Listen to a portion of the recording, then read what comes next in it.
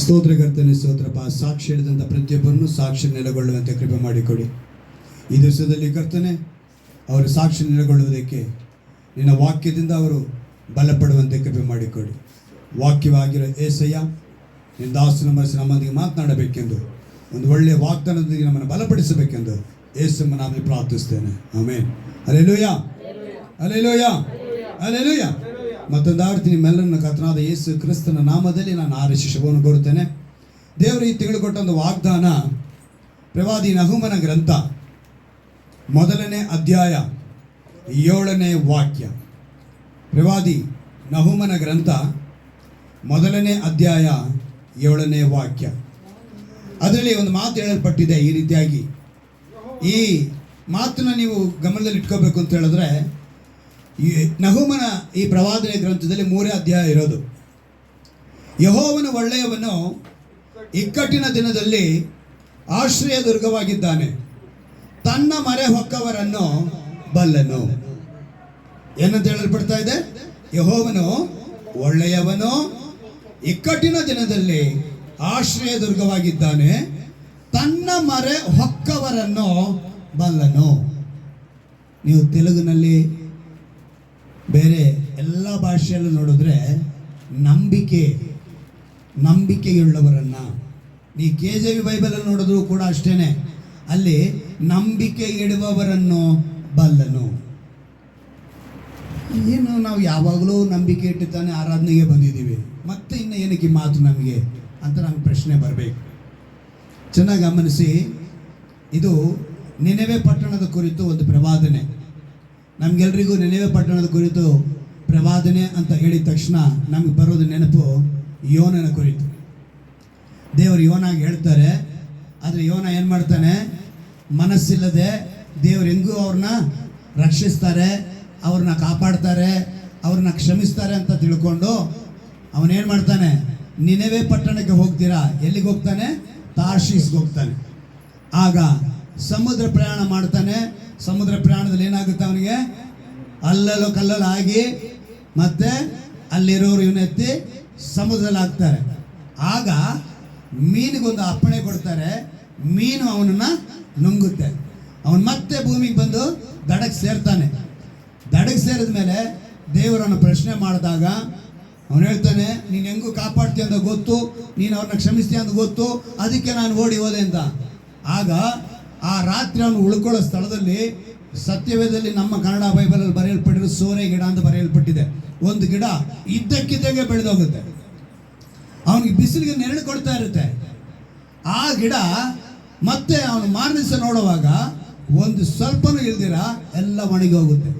ತಕ್ಷಣ ಇವನು ಕೋಪಿಸ್ಕೊಂಡು ಹೇಳ್ತಾನೆ ದೇವರ ಹತ್ರ, ಏನು ದೇವ್ರೆ, ಅಟ್ಲೀಸ್ಟ್ ನಾನು ಸಮುದ್ರ ಪ್ರಯಾಣ ಮಾಡಿದೆ, ಬೇರೆ ಪಟ್ಟಣಕ್ಕೆ ಹೋದೆ, ಅಲ್ಲೂ ಬಿಡಲಿಲ್ಲ, ತಗೊಂಡು ಬಂದೆ, ಇಲ್ಲಿ ಬಂದು ನಿಲ್ಲಿಸಿ ಏನೋ ಒಂದು ನೆರಳಿಗೆ ಒಂದು ಗಿಡ ಇತ್ತು, ಅದನ್ನು ಕೂಡ ನೀನು ಒಂದೇ ದಿವಸದಲ್ಲಿ ಹಾಳು ಮಾಡಿಯಲ್ಲ ಅಂತ ಪ್ರಶ್ನೆ ಮಾಡಿದಾಗ ದೇವ್ರು ಕೇಳ್ತಾರೆ, ಒಂದು ಸೋರೆ ಗಿಡ ನಿನಗೆ ನೆರಳು ಕೊಟ್ಟಿಲ್ಲ ಅಂತೇಳಿ ಇಷ್ಟು ಬೇಸರ ಪಡ್ತೀಯೇ? ಇಲ್ಲಿ 1,20,000 ಜನ ಇದಾರಲ್ಲ, ಇವರನ್ನು ಏನು ಮಾಡಬೇಕು ಅಂಥೇಳಿ ಕೇಳುವಾಗ ಆ ರೀತಿ ಅವನ್ನ ಕ್ಷಮಿಸಿದ್ರು ಅಂತೇಳಿ ಆ 4 ಅಧ್ಯಾಯದಲ್ಲಿ ನಾವು ನೋಡ್ತೀವಿ ಯೋನನ ಪ್ರವಾದಿಯ ಗ್ರಂಥದಲ್ಲಿ. ನಮಗೆ ಗೊತ್ತಿರೋ ಪ್ರಕಾರ ಅಲ್ಲಿಗೆ ನಿನೆವೆ ಪಟ್ಟಣನ ಅವ್ರು ಏನೂ ಮಾಡಲಿಲ್ಲ, ಅವ್ರನ್ನ ಕ್ಷಮಿಸಿದ್ರು, ಅವ್ರನ್ನ ಆಶೀರ್ವಿಸು ಅಂತ ಹೇಳಿ ಅಲ್ಲಿ ಮುಗಿದೋಗುತ್ತೆ. ಆದರೆ ಶಪನ್ಯ ಬರೆದಿದ್ದಾನೆ, ಹಾಗೆ ನಹುಮನು ಬರೆದಿದ್ದಾನೆ, ಆ ನಿನೆವೆ ಪಟ್ಟಣಕ್ಕೆ ಧ್ವಂಸ, ನಿನೆವೆ ಪಟ್ಟಣ ಅಳಿದೋಗುತ್ತೆ. ಆ ಅಳಿದು ಹೋಗೋರ ಮಧ್ಯದಲ್ಲಿ ಒಂದು ಮಾತನ್ನು ಇಲ್ಲಿ ಒಳ್ಳೆ ಮಾತನ್ನು ಬರೆಸಿದ್ದಾರೆ. ಅಳಿದು ಹೋಗುವ ನಿನೆವೆ ಪಟ್ಟಣದಲ್ಲಿ ಆ ಜನಗಳ ಮಧ್ಯದಲ್ಲಿ ಅಲ್ಲಿ ಒಂದು ಮಾತನ್ನು ಬರೀತಾರೆ. ಕಾರಣ ಏನು ಅಂತ ಹೇಳಿದ್ರೆ, ಆ ಮಾತಿನ ಅರ್ಥ ಒಂದು ರಹಸ್ಯ. ಯಾರು ತನ್ನ ಮರೆ ಹೊಕ್ಕವರನ್ನ, ಅಂದರೆ ಯಾರು ತನ್ನಲ್ಲಿ ನಂಬಿಕೆ ಇಡ್ತಾರೋ ಅವರನ್ನ ಬಲ್ಲನು ಅಂತಾನೆ. ಏನಂತ ಹೇಳ್ತಾರೆ? ಬಲ್ಲನು. ಬಲ್ಲನು ಅಂದರೆ ಏನರ್ಥ? ಗೊತ್ತಿದೆ, ನನಗವರು ಗೊತ್ತಿದೆ, ಇವರು ನನಗೆ ಗೊತ್ತಿದೆ, ಇವನು ನನ್ನವನು, ಇವನು ನನ್ನವಳು, ಇವನು ನನ್ನ ಮಗ, ಇವನು ನನ್ನ ಮಗಳು ಅನ್ನೋ ಮಾತನ್ನ ಆ ಪದ ಹೇಳುತ್ತೆ. ಅವ್ರು ಹೇಳ್ತಾರೆ, ತನ್ನ ಮರೆ ಹೊಕ್ಕವರನ್ನ ಬಲ್ಲನು. ಯಾವಾಗ ಮಾತನ್ನ ಹೇಳ್ತಾರೆ ಅಂದರೆ, ಯೆಹೋವನು ಒಳ್ಳೆಯವನು, ಇಕ್ಕಟ್ಟಿನ ದಿನದಲ್ಲಿ ಆಶ್ರಯ ದುರ್ಗವಾಗಿದ್ದಾನೆ. ನಿನ್ನ ಇಕ್ಕಟ್ಟಿನ ದಿನದಲ್ಲಿ ನಿನಗೆ ಆಶ್ರಯ ದುರ್ಗವಾಗಿ ಅವರೊಬ್ಬರೇ ಇರೋದಕ್ಕೆ ಸಾಧ್ಯ. ಹಲ್ಲೆಲೂಯಾ. ಎಲ್ಲರೂ ಕೂಡ ತಲೆ ಮೇಲೆ ಅಂದರೆ ಮೇಲೆ ಕಾಣಿಸ್ತಾ ಇಲ್ಲ, ಒಳಗಡೆ ಇದೆ ಒಂದು ಭಾರ. ಎಷ್ಟೆಷ್ಟು ಕೆ ಜಿ ಇಟ್ಕೊಂಡು ಬಂದಿದ್ದೀವಿ ಅಂತ ಅವರವರಿಗೆ ಗೊತ್ತು. ಎಲ್ಲ ಇದೆ, ಮನೆ ಇದೆ, ಗಂಡ ಇದ್ದಾನೆ, ಹೆಂಡತಿ ಇದ್ದಾರೆ, ಮಕ್ಕಳಿದ್ದಾರೆ, ಗಾಡಿ ಇದೆ, ವ್ಯಾಪಾರ ಇದೆ, ಸಂಬಳ ಇದೆ, ಆದರೂ ಭಾರ ಇದೆ. ಏನಿದೆ? ಕಾಣಿಸ್ತಾ ಇದೆಯಾ ನಮಗೆ? ಇಲ್ಲ. ಆದರೆ ಏನೋ ಒಂದು ಭಾರ. ಎಲ್ಲರೂ ಕೂಡ ಇವತ್ತು ನಾವು ಗಂಡ ಹೆಂಡತಿ ಜೊತೆ, ಹೆಂಡತಿ ಗಂಡನ ಜೊತೆ, ಮಕ್ಕಳು ಎತ್ತವ್ರ ಜೊತೆ, ಎತ್ತವ್ರ ಮಕ್ಕಳ ಜೊತೆ ಅಕ್ಕಪಕ್ಕದಲ್ಲಿ ಒಬ್ಬರಿಗೊಬ್ಬರು ಸಮಯ ಕಳೆಯೋದು ಕಡಿಮೆ ಆಗೋಯ್ತು. ಎಲ್ಲರೂ ಮನೆಯಲ್ಲಿ ಏನು ಇಟ್ಕೊಳ್ತೀವಿ? ಮೊಬೈಲ್ ಅಂತ ಇದ್ರೆ ಸಾಕು. ಏನೋ ಈಗ ಆ ಮಗು ಕೈಲಿ ನಾವು ಕೊಡ್ತೀವಿ ಅಂತ ಇಟ್ಕೊಳ್ಳಿ, ಆ ಮಗು ಮೊಬೈಲ್ ನೋಡ್ಕೊಂಡು ಕೂತ್ಕೊಳ್ಳುತ್ತೆ. ಯಾಕಂದರೆ ಮೊಬೈಲ್ ಮನುಷ್ಯನ ಅಷ್ಟು ಆಕರ್ಷಿಸುತ್ತೆ. ನನ್ನ ಮೊಮ್ಮಗಳಿಗೆ ಮೊಬೈಲ್ ಕೊಟ್ಟು ದೇವರ ಹಾಡೆ ಹಾಕಿ ತೋರಿಸಿದ್ದು, ಮೊಬೈಲ್ನ ಹಿಡ್ಕೊಳ್ತಾಳೆ, ಹಾಡನ್ನೇ ನೋಡ್ತಾ ಇರ್ತಾಳೆ. ಎಷ್ಟು? 6 ತಿಂಗಳು. ಈಗ ನಾವು ಮೊಬೈಲ್ನ ಮಕ್ಕಳಿಗೆ ಕೊಡಬಾರ್ದು, ಪರಿಚಯಿಸಬಾರ್ದು, ಅವು ಅದಕ್ಕೆ ಇದಾಗ್ಬಿಡ್ತವೆ ಅಂತ ಹೇಳ್ತೀವಿ. ಆದರೆ ಇವತ್ತು ಮೊಬೈಲ್ ಇಲ್ಲ ಅಂತ ಹೇಳಿದ್ರೆ ಪ್ರಪಂಚದಲ್ಲಿ ಯಾರೂ ಬದುಕ್ತಾ ಇಲ್ಲ ಮಟ್ಟಿಗೆ ಆಗೋಗಿದೆ.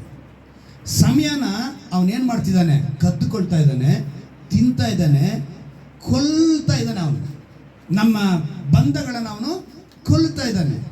ಇಲ್ಲಿ ಆ ಪದಕ್ಕೇನೆ ದೇವರು ಹೇಳ್ತಾರೆ, ನನ್ನ ಮರೆ ಹೊಕ್ಕವರು ಅಂದರೆ ನನ್ನಲ್ಲಿ ನಂಬಿಕೆ ಇಟ್ಟವರು, ಅವರು ನನಗೆ ಗೊತ್ತಿಲ್ಲ, ಬೇರೆ ನನಗೆ ಗೊತ್ತಿಲ್ಲ.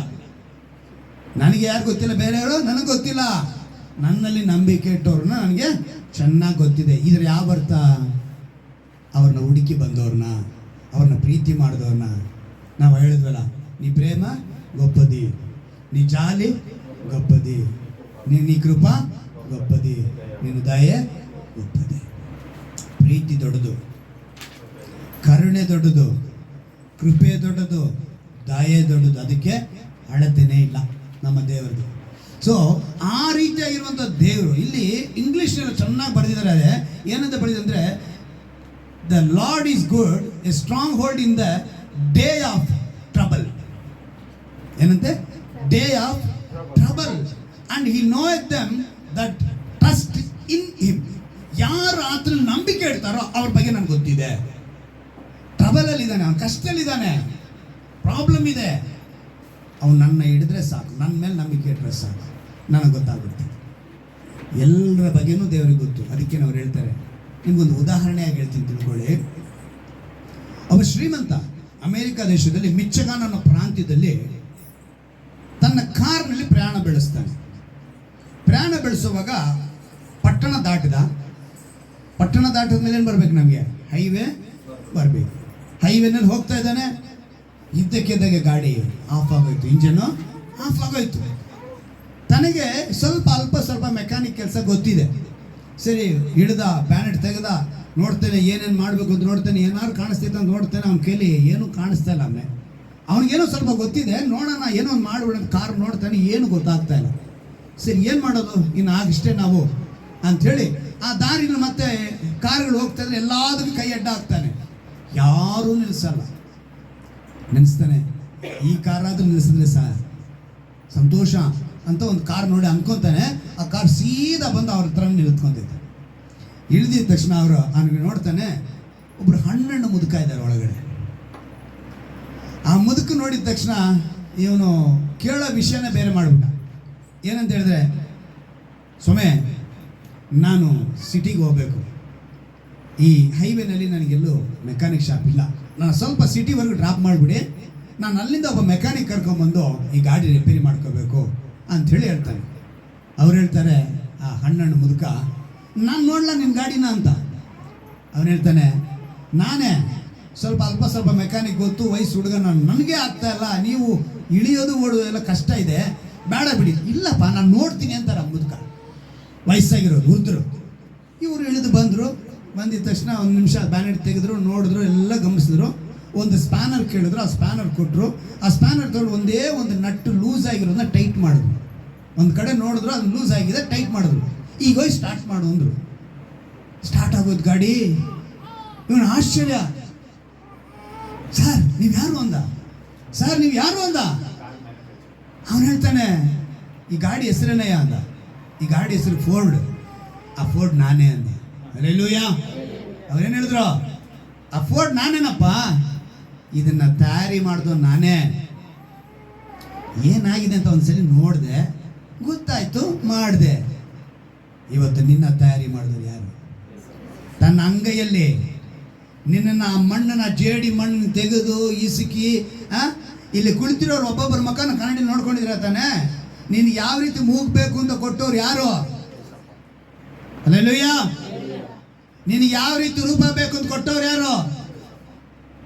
139ನೇ ಕೀರ್ತನೆ ಇವತ್ತು ಓದಿದ್ವಲ್ಲ, ತೆಗೆದುಕೊಳ್ಳಿ ಅದನ್ನ.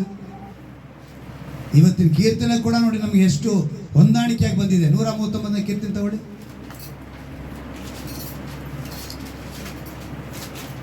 ತೆಗೆದ್ರಾ? ಈಗ ನಾನು ಹೇಳಿದ ಮಾತು ಅದರಲ್ಲಿ ಇದೆ. ಯಾರು ಹೇಳ್ತಾರೆ ನೋಡೋಣ, ಫಟ್ ಅಂತ ನೋಡೋಣ. 16ನೇ ವಾಕ್ಯ ಏನಂತ ಹೇಳ್ತಾ ಇದೆ? ಇನ್ನು ಕೇವಲ ಪಿಂಡವಾಗಿರುವಾಗ. ಏನಂತೆ? ಕೇವಲ ಪಿಂಡ ಅಂದ್ರೇನು? ಯಾರನ್ನ ಸತ್ತವ್ರಿಗೆ ಪಿಂಡ ಇಟ್ಟಿದ್ದೀರಾ? ನಮ್ದ್ರಲ್ಲಿ ಇಟ್ಟಿಲ್ಲ ಬಿಡಿ, ನಾವು ದೇವ್ರ ಮಕ್ಕಳು ಅಂತ ಹೇಳ್ತೀರಿ ಅಂತಾನೆ ನಾವಿಟ್ಟಿಲ್ಲ ಅಲ್ವಾ? ಇಡೋದನ್ನ ನೋಡಿದ್ರಾ ಅಲ್ವಾ? ಹೆಂಗಿಡ್ತಾರೆ? 3 ಉಂಡೆ ಅಲ್ವಾ? ಆ ಉಂಡೆ ಥರ ಇದ್ರೆ ಅದನ್ನೇ ಪಿಂಡ ಅಂತ ಹೇಳೋದು. ಇದು ತಾಯಿಯ ಹೊಟ್ಟೆಯಲ್ಲಿರುವಂಥ ಪಿಂಡ. ಯಾಕಂದ್ರೆ ಮೇಲ್ಗಡೆ ವಾಕ್ಯ ಹೇಳಿದ್ರು ನೋಡಿ, ಎಷ್ಟನೇ ವಾಕ್ಯ? 13ನೇ. ತಾಯಿಯ ಗರ್ಭದಲ್ಲಿ ನನ್ನನ್ನು ರೂಪಿಸಿದವನು ನೀನಲ್ಲವೋ. ತಾಯಿಯ ಗರ್ಭದಲ್ಲಿ ನಿನ್ನನ್ನು ಕ್ಲೀನಾಗಿ ಡಿಸೈನ್ ಮಾಡ್ತಾ ಇದ್ದಾರೆ. ನೀನೊಂದು ಮಾಂಸದ ಮುದ್ದೆ. ನೀನು ಯಾರು? ನೀನು ಮಾಂಸದ ಮುದ್ದೆ. ಆ ಮುದ್ದೆಗೆ ಯಾವ ರೀತಿ ಕಣ್ಣು ಬೇಕು, ಯಾವ ರೀತಿ ಮೂಗು ಬೇಕು, ಎಷ್ಟು ಹಲ್ಲು ಬೇಕು ಎಲ್ಲ ರೂಪಿಸ್ತಾನೆ. ನಿನ್ನನ್ನು ಅಷ್ಟು ಅಂದವಾಗಿ ರೂಪಿಸಿದಂಥವರು ಹೇಳ್ತಾರೆ. ಏನಂತ ಹೇಳ್ತಾರೆ? ನನ್ನ ಆಯುಷ್ ಕಾಲದ ಪ್ರಥಮ ದಿನವು ಪ್ರಾರಂಭವಾಗುವ ಮೊದಲೇ ಅದರ ಎಲ್ಲ ದಿನಗಳು ನನ್ನ ಪುಸ್ತಕದಲ್ಲಿ ಬರೆಯಲ್ಪಟ್ಟಿವೆ. ಇವತ್ತು ನೀನು ನಾನು ತಿಳ್ಕೋಬೇಕಾಗಿರೋದು ಅದನ್ನೇ. ಅಂದರೆ ನಾವು ಪಿಂಡವಾಗಿರುವಾಗಲೇ ನಮ್ಮ ಕುರಿತು ದೇವರಿಗೆ ಗೊತ್ತು. ಅಂದರೆ ಈ ನಿನೆವೆ ಪಟ್ಟಣದಲ್ಲಿದ್ದಂಥ ಜನರಿಗೆ ದೇವರು ಹೇಳುವಂಥ ಮಾತು ಏನು ಅಂತ ಹೇಳಿದ್ರೆ, ಆತನು ಒಳ್ಳೆಯವನಾಗಿದ್ದಾನೆ. ಯೆಹೋವನೇನಾಗಿದ್ದಾನೆ? ಒಳ್ಳೆಯವನಾಗಿದ್ದಾನೆ. ಇಕ್ಕಟ್ಟಿನ ದಿನದಲ್ಲಿ ಆಶ್ರಯ ದುರ್ಗವಾಗಿದ್ದಾನೆ. ನಂಬಿಕೆ ಇಡುವವರನ್ನ, ಅಂದರೆ ತನ್ನ ಮರೆ ಹೊಕ್ಕವರನ್ನ ಬಲ್ಲನು. ಅಲ್ಲಿಗೆ ಯಾರು ಮರೆ ಹೊಕ್ಕಿರ್ತಾರೋ ಅವರನ್ನು ಅವರು ತಿಳಿದವರಾಗಿದ್ದಾರೆ. ಇವತ್ತು ನಾವು ಮರೆ ಹೊಕ್ಕವರಾಗಿದ್ದರೆ ಖಂಡಿತವಾಗಲೂ ದೇವರಿಗೆ ನಾವು ತಿಳಿದವರಾಗಿದ್ದೀವಿ. ಹಲ್ಲೆಲೂಯಾ. ಈ ಫೋರ್ಡ್ ಗಾಡಿನ ಹೇಗೆ ಆ ಮನುಷ್ಯ ತಿಳ್ಕೊಂಡಿದ್ದೋ, ಒಂದೊಂದು ಬೋಲ್ಟು ಒಂದೊಂದು ನಟ್ಟು ಹೆಂಗೆ ಅವನಿಗೆ ಗೊತ್ತಿತ್ತೋ, ಹಾಗೆ ನಮ್ಮನ್ನು ಉಂಟು ಮಾಡಿರೋ ದೇವರಿಗೆ ನಮ್ಮದು ಪ್ರತಿಯೊಂದು ತಿಳಿದಿರುತ್ತೆ. ಅವ್ರಿಗೆಲ್ಲವೂ ಗೊತ್ತು. ಅವ್ರು ಅದಕ್ಕೆ ಇವತ್ತು ನಮಗೆ ಹೇಳ್ತಿದ್ದಾರೆ, ನಾನೇನಾಗಿದ್ದೀನಿ? ತನ್ನ ಮರೆ ಹೊಕ್ಕವರನ್ನು ಬಲ್ಲನು. ಇನ್ನೂ ಚೆನ್ನಾಗಿ ತಿಳ್ಕೋಬೇಕು ಅಂತ ಹೇಳಿದ್ರೆ ಈ ಮಾತಿನ ಅರ್ಥವನ್ನು, ಈ ಪ್ರವಾದನೆಯನ್ನು ಯೇಸು ಕ್ರಿಸ್ತನು ಭೂಮಿ ಮೇಲೆ ಇದ್ದಾಗ 2-3 ಕಡೆ ಹೇಳಿ ತಿಳಿಸ್ತಾರೆ. ಏನಂತ ಹೇಳಿ ತಿಳಿಸ್ತಾರೆ ಅಂತ ಹೇಳಿದ್ರೆ, ಇದು ಯಾವ ರೀತಿಯಾಗಿ ಒಂದು ಉದಾಹರಣೆಯಾಗಿ ಹೇಳ್ತಾರೆ ಅಂತ ಕೂಡ ನಾವು ಮುಖ್ಯವಾಗಿ ಈ 7ನೇ ವಾಕ್ಯದಲ್ಲಿ ನಾವು ಗಮನಿಸುವಾಗ ಒಂದು ಅದ್ಭುತವಾದ ಮಾತನ್ನು ಅಲ್ಲಿ ಬರೆಯಲ್ಪಟ್ಟಿದೆ. ಅಲ್ಲ, ಈ ಯೆಹೋವನು ಒಳ್ಳೆಯವನು, ಇಕ್ಕಟ್ಟಿನ ದಿನದಲ್ಲಿ ಆಶ್ರಯ ದುರ್ಗವಾಗಿದ್ದಾನೆ, ತನ್ನ ಮರೆ ಹೊಕ್ಕವರನ್ನು ಬಲ್ಲನು ಅನ್ನೋ ವಿಷಯ ಹೇಳುವಾಗ ಅಲ್ಲಿ ಒಂದು ಘಟನೆ ನಡೆಯುತ್ತೆ. ಈ ಘಟನೆ ಯಾವ ರೀತಿ ನಡೆಯುತ್ತೆ ಅಂತೇಳಿ ನಾವು ಗಮನಿಸುವಾಗ, ನಮ್ಮ ಶರೀರದಲ್ಲಿ 2 ವಿಧವಾದ ಶರೀರ ಕೆಲಸ ಮಾಡುತ್ತೆ, ಆತ್ಮದಲ್ಲಿ 2 ವಿಧವಾದ ಆತ್ಮ ಕೆಲಸ ಮಾಡುತ್ತೆ. ಅದಕ್ಕೇನೆ ನಾವು ಪಿಂಡವಾಗಿರುವಾಗಲೇ ದೇವರು ನಮ್ಮನ್ನು ದೇವರ ಕಣ್ಣು ನೋಡ್ತಾ ಇದೆ. ನೋಡಿ, ಕೆಲವೊಂದು ಸಮಯ ನಮ್ಮ ಶರೀರ ನಮ್ಮವರೇ ಕೇಡು ಉಂಟು ಮಾಡ್ತಾರೆ. ನಮ್ಮ ಶರೀರ ನಮ್ಮವರೇ ಕೇಡು ಉಂಟು ಮಾಡ್ತಾರೆ. ಹೇಗೆ ಸಾಧ್ಯ ಅಂತ ಹೇಳಿದ್ರೆ, ಕೆಟ್ಟ ಶರೀರ ಒಳ್ಳೆ ಶರೀರ ಅಂತ ಇಟ್ಕೊಳ್ಳೋಣ. ಕೆಟ್ಟ ಶರೀರ ಏನು ಹೇಳ್ತಾ ಇದೆ? ಎಲ್ಲದನ್ನು ತಿನ್ನೋಣ. ಏನಂತ ಹೇಳುತ್ತೆ? ಎಲ್ಲವನ್ನ ತಿನ್ನೋಣ. ಇನ್ನೊಂದು ಕಡೆ ಶರೀರ ಹೇಳುತ್ತೆ, ಬೇಡ, ನನ್ನ ಕೈಲಿ ಆಗಲ್ಲ, ನನ್ನ ಕೈಲಿ ಅರಗಿಸೋ ಶಕ್ತಿ ಇಲ್ಲ ಅಂತ ಶರೀರ ಹೇಳ್ತಾ ಇದೆ. ಆತ್ಮ ಅಲ್ಲ, ಶರೀರದಲ್ಲೇ ಹೇಳ್ತಾ ಇದೆ, ನನಗಿದು ಒಗ್ಗಲ್ಲ, ಇದು ನನಗೆ ಸೆಟ್ ಆಗಲ್ಲ, ಅಲರ್ಜಿ ಆಗುತ್ತೆ ಅಂತ ಶರೀರ ಹೇಳ್ತಾ ಇದೆ. ನನಗಿದನ್ನು ತಿಂದರೆ ಅಲರ್ಜಿ ಆಗುತ್ತೆ ಅಂತ ಶರೀರ ಹೇಳ್ತಾ ಇದ್ರು. ಆದರೆ ಇನ್ನೊಂದು ಶರೀರ ಇದೆಯಲ್ಲ, ಅದೇನು ಮಾಡ್ತಾ ಇದೆ? ತಿನ್ನಬೇಕು ಅಂತ ಅನ್ನಿಸ್ತಾ ಇದೆ. ಹಾಗೆ ಆತ್ಮ ಕೂಡ, ಆತ್ಮದಲ್ಲಿ ದುರಾತ್ಮ, ಪವಿತ್ರ ಆತ್ಮ. ದುರಾತ್ಮ ಕೆಲಸ ಏನು? ಹೊಟ್ಟೆ ಕಿಚ್ಚು ಪಡಬೇಕು, ಮತ್ಸರ ಪಡಬೇಕು, ಅಸೂಯೆ ಪಡಬೇಕು, ಇನ್ನೊಬ್ಬರ ಮೇಲೆ ಚಾಡಿ ಹೇಳಬೇಕು, ಏನಾದ್ರು ಕಳ್ಳತನ ಮಾಡೋದು, ಕೊಲೆ ಮಾಡೋದು, ಇನ್ನ ನಾನಾ ವಿಧವಾದ ಕಾರ್ಯಗಳು ಈ ಆತ್ಮದಲ್ಲಿ ದುರಾತ್ಮನ ಕೆಲಸ. ಆದರೆ ಪವಿತ್ರಾತ್ಮ ಏನು ಹೇಳ್ತಾ ಇದ್ದಾರೆ? ಮಾಡಬೇಡ, ಹೊಟ್ಟೆ ಕಿಚ್ಚು ಪಡಬೇಡ, ಅಸೂಯೆ ಪಡಬೇಡ, ಅದು ವಿಗ್ರಹಾರಾಧನೆಗೆ ಸಮವಾಗುತ್ತೆ, ನಿನಗೆ ದುರಾಸೆ ಬರಬಾರ್ದು ಅಂಥೇಳಿ ಇದು ಹೇಳುತ್ತೆ. ಹೀಗೆ ಇರುವಂಥ ಸಮಯಗಳಲ್ಲೇ ದೇವರೊಂದು ಮಾತನ್ನು ನಮಗೆ ನೆನಪಿಗೆ ತರ್ತಾರೆ ಅಂತ ಏನಂತ ಹೇಳಿದ್ರೆ, ಯಾವ ರೀತಿಯಾಗಿ ನಾವು ದೇವರನ್ನ ಬಲ್ಲವರಾಗಿರಬೇಕು. ಯಾಕಂದ್ರೆ ತನ್ನ ಮರೆ ಹೊಕ್ಕವರನ್ನ ಬಲ್ಲನು, ನಂಬಿಕೆ ಇಡೋರನ್ನ ಬಲ್ಲನು. ಅವಾಗ ನಮ್ಮ ಶರೀರದಲ್ಲಿ ನಾವು ದೇವರಿಗೆ ಮಹಿಮೆಯಾಗಿರ್ಬೇಕು, ನಮ್ಮ ಆತ್ಮದಲ್ಲಿ ದೇವರಿಗೆ ಮಹಿಮೆಯಾಗಿರ್ಬೇಕು. ಅವೆರಡು ಮಹಿಮೆಯಾಗಿ ದೇವರಿಗಿದ್ರೆ ಮಾತ್ರ ದೇವರು ನಮ್ಮ ಮೇಲೆ ಏನ್ ಮಾಡ್ತಾರೆ? ಬಲ್ಲನು ಅಂತ ಹೇಳ್ತಾರೆ. ಇವನು ನನ್ನ ಮೇಲೆ ನಂಬಿಕೆ ಇಟ್ಟವನು.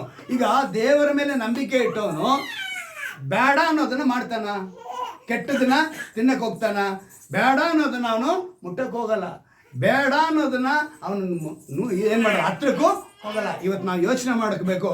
ಕೀರ್ತನೆಗಳು 106ನೇ ಅಧ್ಯಾಯದಲ್ಲಿ 32ನೇ ವಾಕ್ಯವನ್ನು ಗಮನಿಸುವಾಗ, ಕೀರ್ತನೆಗಳು 106 32ನೇ ವಾಕ್ಯ ಒಂದು ಅದ್ಭುತವಾದ ಮಾತಲ್ಲಿ ಬರೆಯಲ್ಪಟ್ಟಿದೆ. ಕೀರ್ತನೆಗಳು 106. ಅವರು ಮೆರಿಬಾದ ಪ್ರವಾಹ ಸಮೀಪದಲ್ಲಿ ಆತನನ್ನು ರೇಗಿಸಿದರು. ಅವರ ದೆಸೆಯಿಂದ ಮೋಶೆಗೆ ಕೇಡುಂಟಾಯಿತು. ಯಾರಿಗೆ? ಮೋಶೆಗೆ ಅವರ ದೆಸೆಯಿಂದ ಕೇಡುಂಟಾಯ್ತಂತೆ. ನಾನು ಹೇಳಿದ್ನಲ್ಲ, ಒಂದು ಶರೀರ ಆತ್ಮ ನಮಗೆ ಕೇಡುಂಟು ಮಾಡಿದ್ರೆ ಇನ್ನೊಂದು ನಮ್ಮವ್ರು ನಮಗೆ ಕೇಡುಂಟು ಮಾಡ್ತಾರಂತೆ. ಕೆಲವರು ಸಮಯ ನಾವೇನಾಗ್ತೀವಿ ಅಂತ ಹೇಳಿದ್ರೆ ಯೋಚನೆ ಮಾಡಿ ತಿಳ್ಕೊಬೇಕು, ಚೆನ್ನಾಗಿ ಅರ್ಥ ಮಾಡ್ಕೊಳ್ಬೇಕು. ನಮ್ಮವರಿಂದ ಕೇಡುಂಟಾಗೋದು ಹೇಗೆ ಸಾಧ್ಯ? ದೇವರ ಹತ್ರ ಬರಬೇಕಾಗಿರುವಂಥ ನಾವು ಈ ದಿವಸನ ಬಿಟ್ಟು ಬೇರೆ ಕಡೆ ಎಲ್ಲ ನಾವು ಹೋದ್ರೆ ಅದು ಕೇಡುಂಟು ಮಾಡ್ದಂಗೆ. ಇವತ್ತು ಆರಾಧನೆ ದಿವಸ ಇದನ್ನ ಬಿಟ್ಟು ನಾವು ನಮ್ಮ ಪರ್ಸನಲ್ ಕೆಲಸಕ್ಕೆ ಹೋಗ್ತೀವಲ್ಲ, ಈಗ ಹೇಳ್ತೀವಿ ನಮ್ಮವ್ರಿ ಬಹಳ ಕ್ಲೋಸು, ನಾವು ಮದುವೆಗೆ ಹೋಗ್ಲಿಲ್ಲ ಅಂದ್ರೆ ಆಗಲ್ಲ. ನಮ್ಮವ್ರಿ ಬಹಳ ನಮ್ಗೆ ಆತ್ಮೀಯರು, ತುಂಬ ಕ್ಲೋಸು, ನಾಮಕರಣ, ಏನೋ ಒಂದು ಫಂಕ್ಷನು, ಏನು ಹೇಳ್ತೀವಿ ನಮ್ಮವರು ಅಂತೇಳಿ ಹೋಗ್ತೀವಿ. ಅದರಿಂದ ನಿನಗೇನಾಯ್ತು ಅಲ್ಲೇ ಕೇಡುಂಟು. ಈಗ ಮೋಶೆಗೆ ಕೇಡು ಉಂಟಾಯ್ತಂತೆ. ಯಾರಿಂದ? ಅವರ ದೆಸೆಯಿಂದ. ಏನು? ಅಲ್ಲೊಂದು ಘಟನೆ ನಡೀತು, ಅದು ಅರಣ್ಯಕಾಂಡದಲ್ಲಿ ಬರೆಯಲ್ಪಟ್ಟಿದೆ. ಏನಂತೇಳಿ ಈ ಜನ ಎಲ್ಲ ಕೇಳ್ತಾರೆ, ದೇವರೇ ನನಗೆ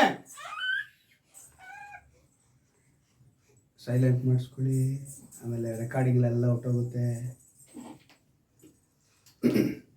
ಏನಾಗುತ್ತೆ ಅಂತ ಹೇಳಿದ್ರೆ, ಮೋಶೆ ಒಂದು ಸಮಯ ಅವ್ರ ಹತ್ರ ಬಂದು ಕೇಳ್ತಾರೆ, ದೇವರೇ ಈ ಥರ ನಾವು ಬಂದು ಕಷ್ಟಪಡಬೇಕು ಅನ್ನೋ ಅವಶ್ಯಕತೆ ಇತ್ತಾ ಮೋಶೆ? ನಾವು ಅಲ್ಲಿದ್ದಾಗಲೇ ಚೆನ್ನಾಗಿದ್ವಲ್ಲ, ನಮಗೆ ನೀರಿಗೆ ಆಗ ತೊಂದರೆ ಆಗೋಯ್ತು ಅಂಥೇಳಿ ಅವರು ಪ್ರಶ್ನೆ ಮಾಡೋವಾಗ ಗುಣಗುಟ್ತಾರೆ, ರೇಗಿಸ್ತಾರೆ. ಅದನ್ನೇ ಇಲ್ಲಿ 106ನೇ ಕೀರ್ತನೆ ಬರೆಯಲ್ಪಟ್ಟಿರೋದು, ಮೆರಿಬಾ ಪ್ರವಾಹದ ಸಮೀಪದಲ್ಲಿ ಆತನನ್ನು ರೇಗಿಸಿದರು. ಅಂದರೆ ಅವ್ರನ್ನ ರೇಗಿಸ್ಬಿಟ್ರು. ರೇಗಿಸಿದ್ರದಿಂದ ಏನಾಗೋಯ್ತು? ದೇವ್ರು ಯೋಚನೆ ಮಾಡಿದ್ರು, ಇವರಿಗೆ ನೀರು ತಾನೇ ಬೇಕು. ಸರಿ, ಮೋಶೆಗೆ ಹೇಳ್ತಾರೆ, ಮೋಶೆ ನೀನು ಹೋಗ್ಬಿಟ್ಟು ಆ ಬಂಡೆ ನೋಡಿ, ಆ ಬಂಡೆನ ಹೆಂಗೆ ಹೋಗ್ಬೇಕಾದ್ರೆ ಕೈಯಲ್ಲಿ ಕೋಲ್ ಎತ್ಕೊಂಡು ಹೋಗಿ ಆ ಬಂಡೆ ಹತ್ರ ಆಜ್ಞಾಪಿಸು ಅಂತ ಹೇಳ್ತಾರೆ. ಏನಂತ ಹೇಳ್ತಾರೆ? ಆಜ್ಞಾಪಿಸು. ಆದ್ರೆ ಮೋಶೆ ಏನ್ ಮಾಡ್ಬಿಡ್ತಾರೆ, ಈ ಜನ ಮಾಡಿದಂತ ಆ ಬೇಸರದ ಮಾತಿಗೆ ಮೋಶೆ ಕೈಯಲ್ಲಿ ಕೋಲು ಹಿಡಿತಾರೆ, ಹಿರಿಯರನ್ನು ಕರ್ಕೊಂಡು ಹೋಗ್ತಾರೆ. ಆದ್ರೆ ಬಂಡೆ ಹತ್ರ ಮಾತಾಡ್ಬೇಕಾಗಿದ್ದವರು, ಆಜ್ಞಾಪಿಸಬೇಕಾಗಿದ್ದವರು ಅವ್ರೇನ್ ಮಾಡ್ತಾರೆ, ಕೋಲಿಂದ ಬಂಡೆನ ಒಡೆದು ಬಿಡ್ತಾರೆ. ಅದು ಒಂದು ಸಲ ಅಲ್ಲ, 2 ಸಲ ಒಡೆದು ಬಿಡ್ತಾರೆ. ಒಡೆದಿರೋ ನಿಮಿತ್ತ ಅಲ್ಲೇನಾಯ್ತು, ದೇವರ ಮಾತಿಗೆ ಅವಿಧೇಯನಾದ. ಎಷ್ಟು ಕಾರ್ಯ ಮಾಡ್ಕೊಂಬಂದಿರ್ಬೇಕು ಯೋಚನೆ ಮಾಡಿ. 10 ಅದ್ಭುತಗಳನ್ನ ಅಲ್ಲಿ ಮಾಡಿ, ಅಲ್ಲಿಂದ ಕರ್ಕೊಂಡ್ಬಂದು ಕೆಂಪು ಸಮುದ್ರನ ದಾಟ್ಕೊಂಡು ಬರ್ತಾ ಇದ್ದಾರೆ ಪಾಪ ಅವರು. ಇಷ್ಟೆಲ್ಲ ಬಂದು ಯೋರ್ದಾನ್ ದಾಟಿಕೊಂಡು ಎಲ್ಲ ಅದ್ಭುತ ನೋಡ್ಕೊಂಡು ಬಂದರೂ ಕೂಡ, ಆದರೆ ಕೊನೆಗೆ ಮೋಶೆಗೆ ನಡೆದು ಗೊತ್ತಾ, ದೇವರು ನೀನು ಕಾನಾನನ್ನ ನೋಡಲ್ಲ, ಕಾನಾನ ನೀನು ಪ್ರವೇಶ ಮಾಡಲ್ಲ ಅಂದ್ರು. ಕಾರಣ ಏನು? ಅವನು ಮಾತು ತಪ್ಪದ. ಈಗ ತನ್ನ ಮರೆ ಹೊಕ್ಕವರನ್ನ ಬಲ್ಲನು, ನಂಬಿಕೆ ಇಡುವವರನ್ನ ಬಲ್ಲನು. ಮೋಶೆಗೆ ಏನೇನೋ ಹೆಸರುಗಳಿದೆ. ನಂಬಿಗಸ್ತನು, ನನ್ನ ಮನೆಯಲ್ಲೆಲ್ಲ ನಂಬಿಗಸ್ತನು. ಮುಖಾಮುಖಿಯಾಗಿ ಮಾತಾಡಿದನು ಅಂತೇಳಿ ಬರೆಯಲ್ಪಡಿದೆ. ಅಂದರೆ ಮುಖಾಮುಖಿಯಾಗಿ ದೇವ್ರನ್ನ ನೋಡಿ ಫೇಸ್ ಟು ಫೇಸ್ ಮಾತಾಡಿಲ್ಲ, ಅಂದರೆ ದೇವರ ನೆರಳನ್ನ ಕಂಡ ಅಷ್ಟೇ. ದೇವರೊಂದಿಗೆ ಮುಖಾಮುಖಿಯಾಗಿ ಅಂದರೆ ಅದು ಸತ್ಯವೇದದ ಬಿಬ್ಲಿಕಲ್ ಲ್ಯಾಂಗ್ವೇಜ್ ಅಂತ ಹೇಳ್ತಾರೆ. ಆ ಬಿಬ್ಲಿಕಲ್ ಲ್ಯಾಂಗ್ವೇಜ್ ಪ್ರಕಾರ ಏನು ಅರ್ಥ ಅಂತ ಹೇಳಿದ್ರೆ, ಅಷ್ಟು ಹತ್ತಿರದಲ್ಲಿ ದೇವ್ರನ್ನ ನೋಡಲಿಲ್ಲ. ದೇವ್ರನ್ನ ಯಾರೂ ನೋಡೋಕ್ಕೆ ಸಾಧ್ಯ ಇಲ್ಲ, ಯಾರೂ ನೋಡಲೂ ಇಲ್ಲ ದೇವ್ರನ್ನ. ಸುಮ್ಮನೆ ಕೆಲವ್ರು ಹೇಳ್ತಾರೆ ನಾವು ಬಿಳಿ ಬಟ್ಟೆಯಲ್ಲಿ ನೋಡಿದ್ವಿ, ಪ್ರಕಾಶ ಉಳ್ಳವರಾಗಿದ್ವಿ, ಹೀಗೆ ಅನೇಕ ದರ್ಶನ ಕೆಲವ್ರು ಹೇಳ್ಕೊಳ್ತಾರೆ. ಆ ದರ್ಶನಗಳಲ್ಲಿ ಅವರಿಗೆ ಬಿಳಿ ವಸ್ತ್ರಗಳು ಕಾಣ್ಬೋದು, ಬಿಳಿ ಶೇಡ್ ಕಾಣ್ಬೋದೇ ಹೊರತು ದೇವರನ್ನ ಕಂಡವರು ಯಾರೂ ಇಲ್ಲ. ಹೇಗೆ ಕಾಣ್ತಾರೆ? ಹೀಗೆ ನೆರಳನ್ನು ಕಾಣ್ಬೋದು. ಅಂಥ ನಂಬಿಕಸ್ಥನಾದ ಮೋಶೆನೇ ಅವ್ರು ನೋಡೋದಕ್ಕೆ ಸರ್ ದೇವ್ರು ಹೇಳ್ತಾರೆ, ನನ್ನ ಕೈ ಬೆರಳು ಇಡ್ತೀನಿ ಸಂಧಿಯಿಂದ, ನೀನು ಬೆಟ್ಟದ ಸಂಧಿಯಿಂದ ನೀನೇನು ಮಾಡಬೇಕು ಅಷ್ಟೇ ನೋಡೋಕ್ಕಾಗೋದು ಅಂತ ಹೇಳ್ತಾರೆ. ಆದರೆ ದೇವರೇ ವಾಕ್ಯ ಬರೆಸಿದ್ದಾರೆ, ಮುಖಾಮುಖಿಯಾಗಿ ನನ್ನೊಂದಿಗೆ ಮಾತನಾಡುವನು ಅವನು ಅಂತ ಹೇಳ್ತಾರೆ. ಅಂದರೆ ಅರ್ಥ ಸತ್ಯವೇದದ ಅರ್ಥ ಅಂದರೆ ಅಷ್ಟು ಹತ್ರ ಇದ್ದ ಅಂತೇಳಿ. ಅಷ್ಟು ಹತ್ರ ಇದ್ದಂಥವನಿಗೆ ಎಲ್ಲಿ ಪ್ರವೇಶ ಆಗಲಿಲ್ಲ? ಯೋಚನೆ ಮಾಡಿ ನೋಡಿ. ಈಗ ತನ್ನ ಮರೆ ಹೊಕ್ಕವರನ್ನ ಬಲ್ಲನು, ನಂಬಿಕೆ ಇಡೋರನ್ನ ಬಲ್ಲನು ಅಂತ ಹೇಳಿದಂಥ ದೇವರು ಅಲ್ಲಿ ಯೆಹೋವನು ಒಳ್ಳೆಯವನು ಅಂತ ಹೇಳಿ ಬರೆಯಲ್ಪಟ್ಟಿದೆ. ಇಕ್ಕಟ್ಟಿನ ಆಶಯ ದುರ್ಗವಾಗಿದ್ದಾನೆ ಎಂದು ಬರೆಯಲ್ಪಟ್ಟಿದೆ ಮಾತು. ಆದರೆ ಇವತ್ತು ನಮ್ಮವರಿಂದ, ನಮ್ಮ ಶರೀರದಿಂದ ನಾವು ದೇವರ ನಂಬಿಕೆಗೆ ದೂರ ಆಗ್ತೀವಿ. ಈ ಜನ ಯಾರು? ನಮ್ಮವರೇ. ಮೋಶೆಗೆ ನಮ್ಮವರೇ ಆಗಿದ್ರು ಅವರು. ಆದರೆ ಅವರ ಒಂದು ಆ ದೇವರನ್ನ ರೇಗಿಸಿದ್ದು, ದೇವರ ಮೇಲೆ ಅವ್ರು ಗುಣಗುಟ್ಟಿದ್ದು, ಇವತ್ತು ಕುಟುಂಬಗಳಲ್ಲಿ ಅದೇ ಥರ ಮಾಡ್ತಾ ಇರ್ತಾರೆ. ಗುಣಗುಡ್ತಾ ಇರ್ತಾರೆ, ಇಲ್ಲಾಂದರೆ ಮಾತಿನಿಂದ ರೇಗಿಸ್ತಾ ಇರ್ತಾರೆ. ಸಂಸಾರದಲ್ಲಿ ಗಂಡ ಹೆಂಡತಿ ಮಧ್ಯೆ, ಮಕ್ಕಳ ಮಧ್ಯೆ, ಎತ್ತವ್ರ ಮಧ್ಯೆ, ಅಕ್ಕಪಕ್ಕದಲ್ಲಿ ಬಂಧುಗಳ ಮಧ್ಯದಲ್ಲಿ, ದೊಡ್ಡಪ್ಪ ಚಿಕ್ಕಪ್ಪ ಇವ್ರ ಮಧ್ಯದಲ್ಲಿ ನಮ್ಮನ್ನು ರೇಗಿಸ್ತಾ ಇರ್ತಾರೆ ಅಥವಾ ಗುಣಗುಡ್ತಾ ಇರ್ತಾರೆ. ಅದರಿಂದ ನಾವೇನಾಗ್ಬಿಡ್ತೀವಿ? ದೇವರಿಂದ ದೂರ ಆಗ್ಬಿಡ್ತೀವಿ. ಇಲ್ಲಿ ಮೋಶೆಗೆ ಅದೇ ನಡೆದಿದ್ದು. ಏನಂತ ಬರೆಯಲ್ಪಟ್ಟಿದೆ? ಅವರು ಮೆರಿಬಾ ಪ್ರವಾಹದ ಸಮೀಪದಲ್ಲಿ ಆತನನ್ನು ರೇಗಿಸಿದರು, ಅವರ ದೆಸೆಯಿಂದ ಮೋಶೆಗೆ ಕೇಡುಂಟಾಯಿತು. ಕಾನಾನ್ ನೋಡಲಿಲ್ಲ. ಆದರೆ ಒಂದು ಅದ್ಭುತ ನಡೀತು. ಏನು ಗೊತ್ತಾ? ಮೋಶೆಯೊಂದಿಗೆ ಎಲಿಯ ಮತ್ತು ಯೇಸು ದೇವರೊಂದಿಗೆ ಮೋಶೆಯನ್ನು ಎಲಿಯ ಜೊತೆಗಿದ್ರು. ಅಂದರೆ ದೇವರೊಂದಿಗೆ ವಾಸ ಮಾಡುವ ಆಶೀರ್ವಾದ ಸಿಕ್ತು. ಆದರೆ ಕಾನಾನ್ ನೋಡೋದಕ್ಕೆ ಸಾಧ್ಯವಾಗಿಲ್ಲ. ಒಂದು ಆಶೀರ್ವಾದ ಹೋದರೂ ಕೂಡ ಇನ್ನೊಂದು ಕಡೆ ದೇವರನ್ನ ಆಶೀರ್ವಾದ ಮೋಶೆಗೆ ಇಟ್ಟಿದ್ದು. ಇವತ್ತು ನೀವು ತಿಳ್ಕೋಬೇಕು ನೋಡಿ, ಒಂದು ಗಂಡು ಹೆಣ್ಣು ಅಂತ ಇದ್ದೀವಿ, ಆಯಿತಾ? ಇದು ಗಂಡು ಹೆಣ್ಣು ಜೊತೆಗೆ ಒಂಟಿಯಾಗಿರೋದು ಒಳ್ಳೆಯದಳೆ ಮದುವೆ ಮಾಡಿದ್ರು ದೇವರು. ಮದುವೆ ಆದಮೇಲೆ 1 ವರ್ಷಕ್ಕೆ ಒಂದು ಗಂಡು ಮಗು ಆಯಿತು, 2 ವರ್ಷಕ್ಕೆ ಒಂದು ಹೆಣ್ಣು ಮಗು ಆಯಿತು ಅಂತ ಇಟ್ಕೊಳ್ಳೋಣ. ಆ ಹೆಣ್ಮಗುಗೆ ಒಂದು 21 ವರ್ಷಕ್ಕೆ ಮದುವೆ ಮಾಡಿದ್ರು, ಮತ್ತು ಆ ಗಂಡು ಮಗುಗೆ ಒಂದು 25 ವರ್ಷಕ್ಕೆ ಮದುವೆ ಮಾಡಿದ್ರು. ಈಗ 2 ಮಕ್ಕಳು ಮದುವೆ ಆಯಿತು, ಆಚೆ ಹೊಟ್ಟೋದ್ರು. ಈಗ ಮತ್ತೆ ಯಾರು ಉಳ್ಕೊಂಡಿದ್ದಾರೆ? ಅದೇ ಗಂಡು ಹೆಣ್ಣು. ಇವಾಗ ನಿಮಗೆ ಯಾರ ಜೊತೆ? ದೇವರೇ ಜೊತೆ. ಅಲ್ಲೆಲ್ಲೂಯ್ಯ. ನಿಮ್ಮೊಂದಿಗೆ ಅವರೇ ವಾಸ ಮಾಡೋದು. ನಮ್ಮ ಬದುಕಿನಲ್ಲಿ ಇದೇ ರೀತಿಯಾಗಿ ನಮ್ಮ ಪ್ರಯಾಣ ಬೆಳೆಸ್ಕೊಂಡು ಹೋಗ್ತಾ ಇರ್ತೀವಿ. ಅದಕ್ಕೆ ದೇವರು ಇಷ್ಟಪಟ್ಟಿದ್ದೇನು ಗೊತ್ತಾ? ತನ್ನಲ್ಲಿ ನಂಬಿಕೆ ಇಡೋರನ್ನ, ತನ್ನ ಮರೆ ಹೊಕ್ಕವರನ್ನ ಬಲ್ಲನು. ಇಕ್ಕಟ್ಟಿನ ದಿವಸದಲ್ಲಿ ಆಶ್ರಯ ದುರ್ಗವಾಗಿ ನಿಮಗಿರ್ತಾನೆ. ಯಾರು ಅವರನ್ನು ಬಲ್ಲವರಾಗಿರ್ತಾರೋ ಅವರಿಗೆ ಅವರು ಬಲ್ಲವರಾಗಿರ್ತಾರೆ. ಹಲ್ಲೆಲೂಯಾ. ಅಂದರೆ ಆತನ ಸ್ವರಕ್ಕೆ ಕಿವಿಗೊಡುವವರಾಗಿರಬೇಕು. ದೇವರ ಸ್ವರಕ್ಕೆ ಯಾರು ಕಿವಿಗೊಡ್ತಾರೆ ಅಂದರೆ, ಯೋಹಾನ ಬರೆದ ಸುವಾರ್ತೆ 10ನೇ ಅಧ್ಯಾಯದಲ್ಲಿ 27ನೇ ವಾಕ್ಯದಲ್ಲಿ ಹೇಳ್ತಾ ಇದೆ, ನನ್ನ ಸ್ವರಕ್ಕೆ ಕಿವಿಗೊಡುವವರು.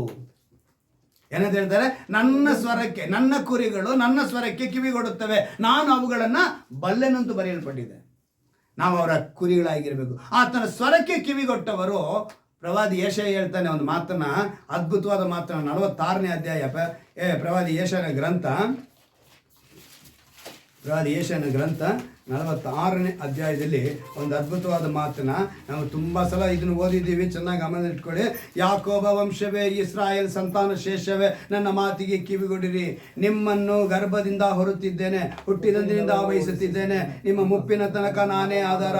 ನೆರೆ ಬಂದಾಗಲೂ ನಿಮ್ಮನ್ನು ಹೊತ್ತು ಸಹಿಸುವೆನು. ನಾನೇ ಉಂಟು ಮಾಡಿದೆನು, ನಾನೇ ಹೊರುವೆನು. ಹೌದು, ನಿಮ್ಮನ್ನು ಹೊತ್ತು ಸಹಿಸಿ ನಿರ್ವಹಿಸುವೆನು. ಹಲ್ಲೆಲೂಯಾ.